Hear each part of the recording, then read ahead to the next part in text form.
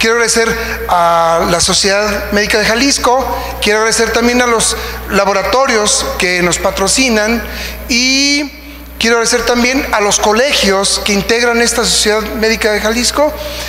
Y bueno, invito a la doctora Carla Ortega a tomar este micrófono para que nos haga favor de presentar a su ponente. Ella es la presidente de la Centenaria Sociedad Médica de Guadalajara, Colegio Médico AC. Gracias, doctora. Muchas gracias, doctor Robles. Bueno, pues durante los 186 años de su existencia, la Centenaria Sociedad Médica de Guadalajara, Colegio Médico AC, ha trabajado de una manera muy intensa y siempre preocupados por invitar a colaboradores con alta calidad, humanismo y ética. Es por eso que el doctor Jorge Alberto Pérez Gómez ha aceptado muy amablemente colaborar con nuestro programa de actualización médica y el día de hoy tengo el honor de presentarlo a ustedes. El doctor Jorge Alberto Pérez Gómez es egresado de la carrera de Medicina de la Universidad de Guadalajara, exdirector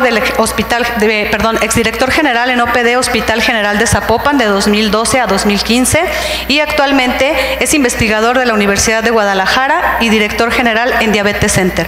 Doctor, muchísimas gracias por estar el día de hoy con nosotros. Les cedo los micrófonos. Gracias. Un aplauso, por favor.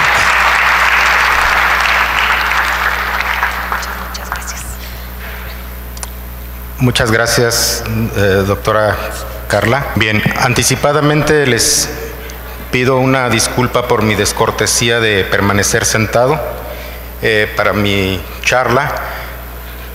Tuve un accidente, no es de menstruación, pero tuve un accidente. Entonces, apelando a su disculpa, mi disculpa anticipada, pues bueno, vamos a dar inicio a esta charla, agradeciendo de antemano, por supuesto, a todas las autoridades de la Asociación Médica de Jalisco y a la Centenaria Asociación Médica por la amable invitación. Y pues bueno, me toca un paquete importante porque sin duda alguna mi plática podría ser al principio o podría ser al final. Al principio, pues para irnos empapando justamente de toda esta parte de lo que han estado viendo como un manejo integral de lo que es la diabetes, pero también ahorita nos va a permitir probablemente refrescar algo de lo que mis antecesores en el uso de la voz muy profesionalmente lo han hecho. He estado escuchando algunas de las ponencias y bueno, debo de reconocer esa calidad de las mismas.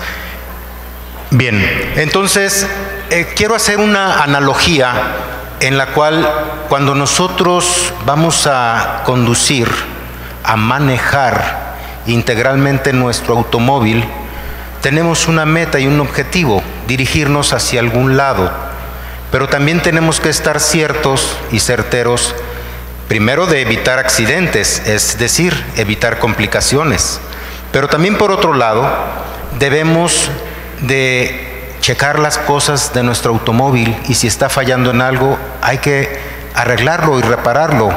Hay mantenimientos correctivos y hay mantenimientos preventivos. Y justamente es de lo que se trata. Muchas veces lo más importante es la prevención y sale más barato prevenir que curar. Pero también por otro lado, tenemos una meta y un objetivo hacia dónde llegar. Ahorita ya tenemos GPS, ya tenemos cosas que nos orientan a tomar el mejor camino para llegar a nuestro destino, sin contratiempos, sin complicaciones.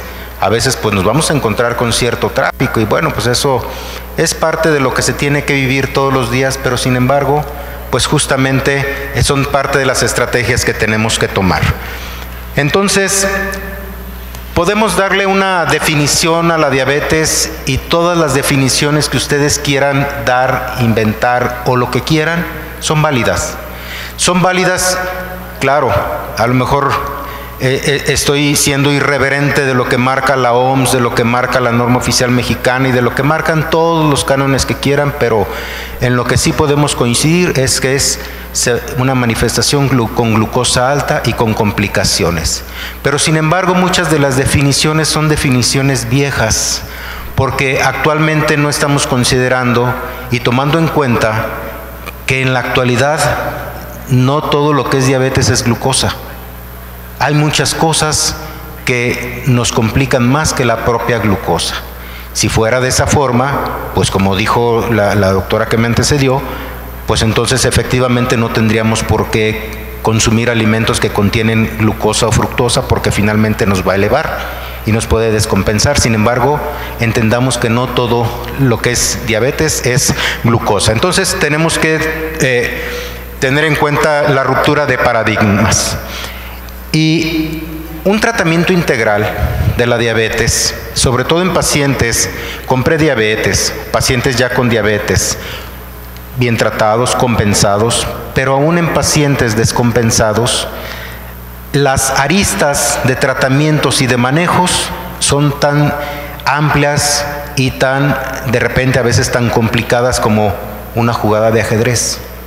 Pero si queremos ganar el juego del ajedrez, tenemos que posicionarnos del centro, es decir, tenemos que empoderarnos, pero no solamente nosotros, es un empoderamiento bidireccional, tanto nosotros los que somos prestadores de servicios de salud, como nuestro paciente, pero así como nosotros de repente también nos casamos con nuestra pareja, pues fíjense que también nos casamos con la familia, y también es una enfermedad de la familia, es una enfermedad de la sociedad.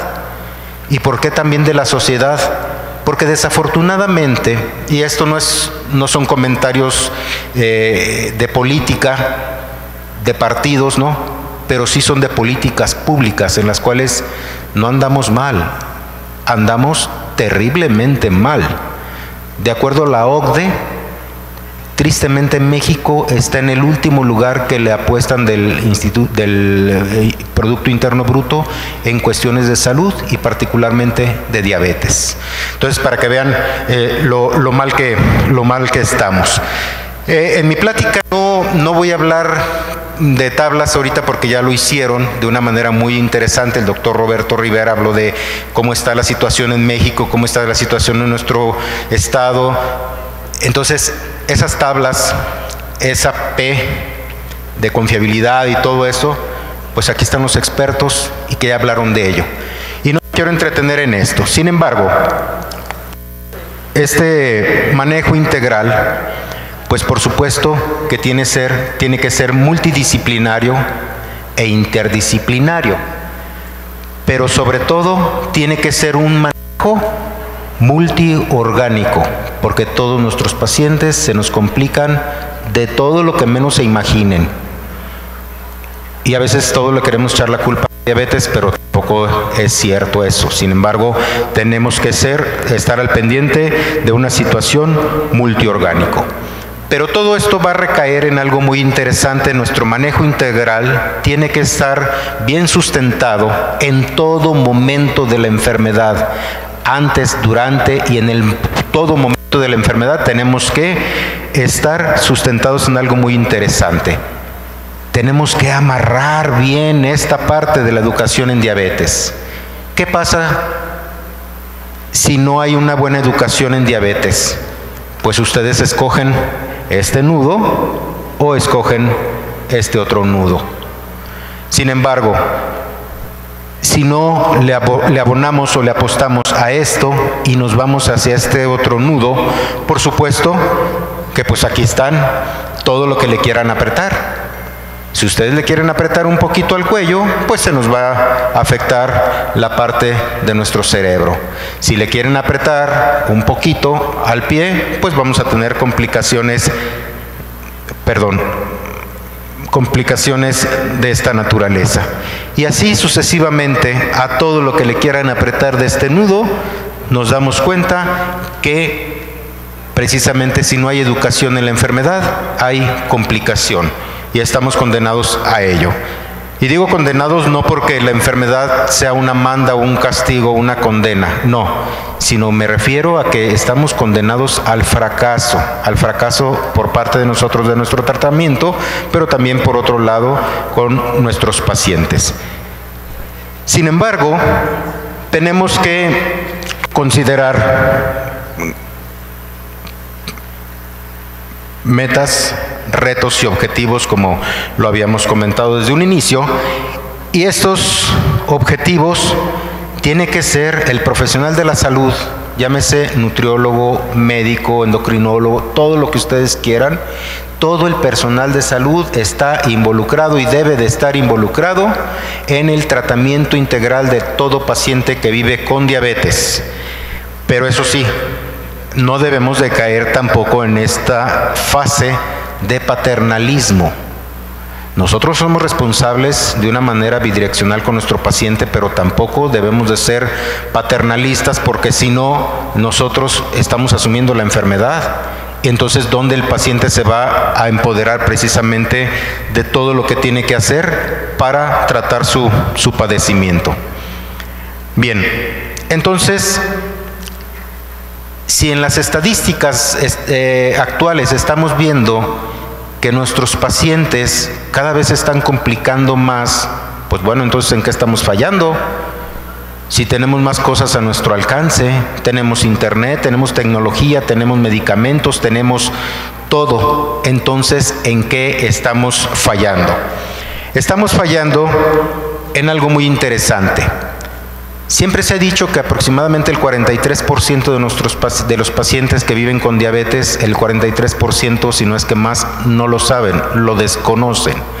Tan es así que cuando diagnosticamos un paciente que ya vive con diabetes, lo estamos diagnosticando a veces demasiado tarde.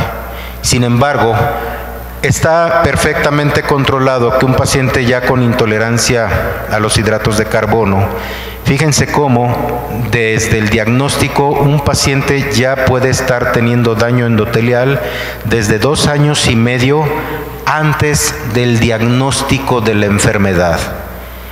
Entonces decimos, bueno, pero pues no que se hace exámenes de laboratorio, se hace hemoglobinas glucosiladas o qué es lo que está pasando.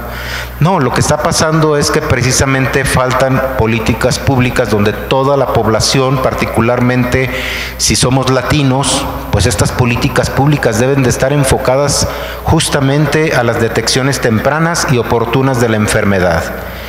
Pero no solamente es para detectar enfermos, porque a veces hay pacientes que pueden tener una hemoglobina glicada precisamente de 5.5, 5.4 o menos, pero recordemos que solamente es un índice y como tal nos mide un riesgo, pero no deja de sumar todas las glucosas que estuvimos manejando de los últimos 3 meses, pero no es más que el promedio de glucosas altas, medias, bajas y todas las que quieran. Sin embargo, ya hay otros parámetros interesantes que nos pueden ayudar o determinar. ¿Y qué es lo que vamos a ver ahorita rápidamente? Me voy a ir un poco más rápido con las diapositivas, pues por cuestiones de tiempo. Entonces, esto es lo más importante que hay que rescatar o destacar de esta diapositiva, que para llegar a una meta tenemos que ayudar al paciente al empoderamiento. Y el empoderamiento no solamente es físico, también es un empoderamiento mental, porque muchos de nuestros pacientes viven o han estado viviendo con procesos o problemas depresivos, problemas de ansiedad, problemas que nos generan procesos inflamatorios, estrés oxidativo. Y entonces esto va a favorecer, sin duda alguna, a que o muchos dejan de comer o comemos de más cuando estamos también pasando por un proceso de esta naturaleza, y esto sin duda alguna va a afectar a nuestro estado de salud, y por eso nos vamos a estar complicando cada vez más. Entonces, si no tenemos esta parte del empoderamiento, y ojo, en todas las diapositivas yo creo que no me voy a cansar de decirles educación en diabetes, educación en diabetes. Sigo con educación y les digo que esto ni es manda ni es castigo. ¿Qué se requiere? Retos. Los retos más importantes es justamente la perseverancia, las herramientas de los que el paciente pueda ser dotado, pero también la disciplina. Y volvemos a la ruptura de paradigmas, que no todo es glucosa. Tenemos que fortalecer, ya les había mostrado algunas sogas, algunos nudos, pero aquí tenemos ahora un cable bien fuerte en el cual este acuerdo o este tratamiento debe ser mutuo, médico-paciente. Y nos tenemos que valer de muchas herramientas para, primero, una evaluación clínica adecuada, porque si desde aquí ya no tenemos una evaluación clínica, ya estamos perdidos. Ya estamos perdidos. Tenemos que utilizar método inductivo y deductivo, y esto para que nos empiece a generar posibilidades diagnósticas, pero también posibilidades de complicaciones. Entonces, todo esto es muy importante. Intervención nutricia, tratar comorbilidades y el tratamiento farmacológico, que también quizás ya lo abordaron, pero le vamos a dar una recordadita. ¿Y qué es de lo que se trata? Más importante es evitar complicaciones físicas, mentales y económicas.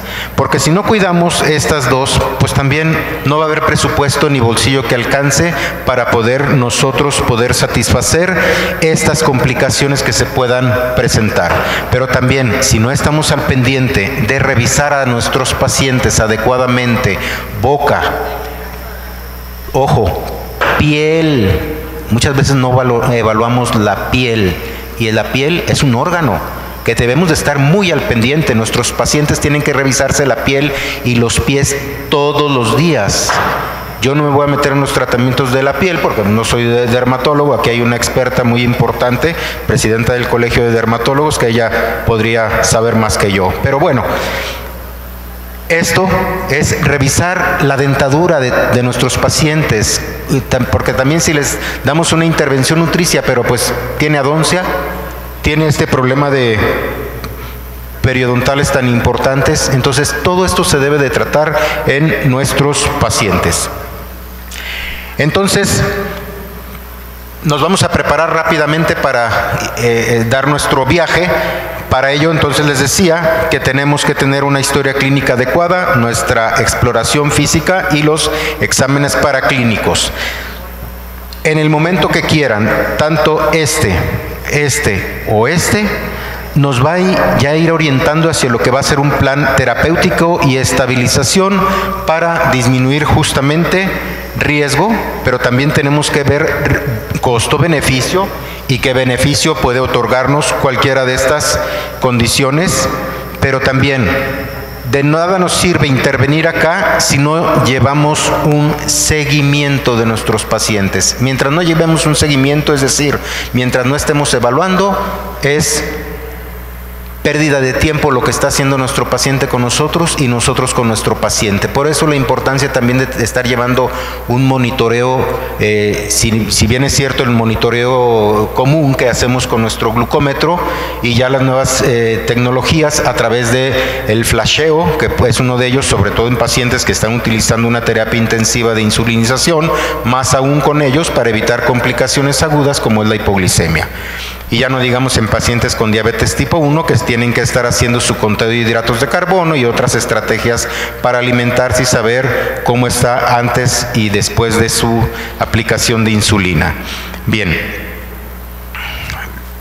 entonces,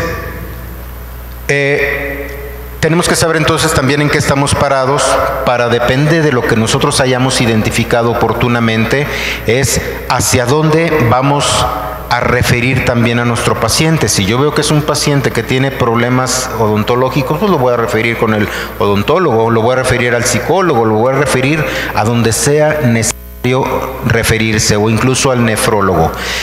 Existen, si hace algunos años hubo estudios muy importantes que una reducción de hemoglobina glucosilada nos está remitiendo a una disminución de complicaciones de muchos de nuestros órganos, y si nosotros no lo hacemos adecuadamente, entonces también, pues, ¿cómo lo vamos a referir adecuadamente a nuestro paciente? Entonces, para ello es necesario, como les decía, esto ya lo habíamos platicado, pero también nuestro monitoreo inicial y de seguimiento. Pero cuando nosotros ya estamos aquí, la pregunta clásica de nuestros pacientes: ¿y qué diabetes tengo?